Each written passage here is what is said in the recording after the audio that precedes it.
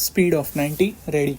વધુમાં ફરિયાદ પક્ષ તરફે સાહેદ નંબર 9 તરીકે ભોગ બનનાર એટલે કે ફરિયાદીનું જેઓએ ડીડી લીધેલ તેવા એક્ઝિક્યુટિવ મેજિસ્ટ્રેટ રૂમાભાઈ રાવજીભાઈ વસાવાને આંક 58થી તપાસવામાં આવેલા છે. તેઓએ તેમની સોગંદપન્ની જુબાનીમાં જણાવ્યા મુજબ ગઈ તારીખ 16/9/1999 રોજ હું એક્ઝિક્યુટિવ મેજિસ્ટ્રેટ તરીકે મારી ફરજ ઉપર હાજર હતો. દરમિયાન ઓફિસમાંથી જાણ થતાં અમો સિવિલ હોસ્પિટલ આહવા ખાતે ડીડી લેવા માટે ગયેલા. આ ડીડી શીલાબેન સુરેશભાઈ પવાર રહે મૂળ પીપરી કુડકસ તાલુકો આહવા જિલ્લો ડાંગવાળાનું લેવાનું હતું અને અમો તેનું ડીડી લેવા માટે સિવિલ હોસ્પિટલ ખાતે પહોંચેલા અને ત્યાં પહોંચી હાજર ડૉક્ટરને ભોગ બનનાર વિશે પૂછીને ભોગ બનનાર બાઈ પાસે પહોંચેલા અને ભોગ બનનારનું ડીડી લેવાની શરૂઆત કરેલી. વધુમાં આ સાહેબના જણાવ્યા મુજબ તેઓએ ભોગ બનનાર બાઈનું નામ પૂછતા તેણે પોતાનું નામ શીલાબેન સુરેશભાઈ પવાર હોવાનું જણાવેલું અને બનાવ વિશે પૂછતા તેણીના પતિ સાથે ઝઘડો થવાથી જાતે કેરોસીન છાંટીને સળગી ગયેલાનું જણાવેલું. સાહેબના જણાવ્યા મુજબ આ ડીડી રાત્રે 21:30 વાગ્યે લેવામાં આવેલું.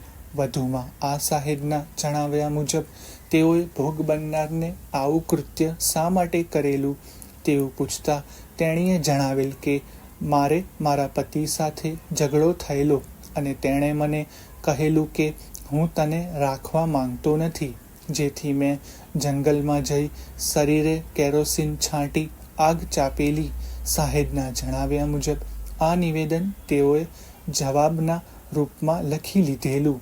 આ સાહેબે તેમની જુબાની દરમિયાન આંક 59થી અસલ ડીડી મળી આવતું નથી તે બાબતે સોગંદનામું કરેલ છે અને ડીડીની ખરી નકલ આંક 60થી રજૂ કરેલ છે. પેરેગ્રાફ. આમ આ સાહેબનો પુરાવો સમગ્રપણે ધ્યાનમાં લેવામાં આવે તો આ સાહેબ સમક્ષ પણ ભોગ બનનારે તેના પતિ સાથે ઝઘડો થવાથી જાતે કેરોસીન છાંટીને સળગી ગયેલ એવું સ્ટેટમેન્ટ આપેલ છે.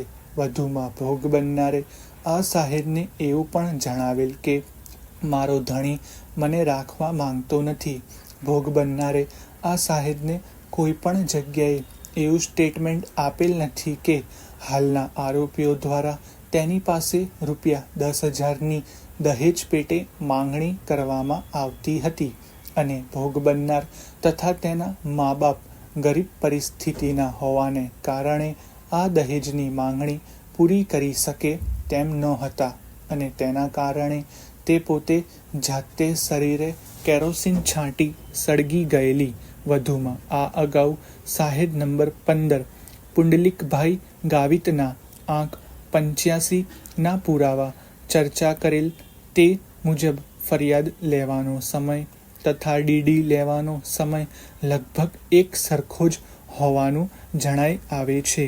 બનાવના દિવસે એટલે કે તારીખ 16/9/1999 રોજ કલાક 21થી 21:30 દરમિયાન ફરિયાદ અને ડીડી બંને લેવામાં આવેલ હોય તેવું જણાઈ આવે છે.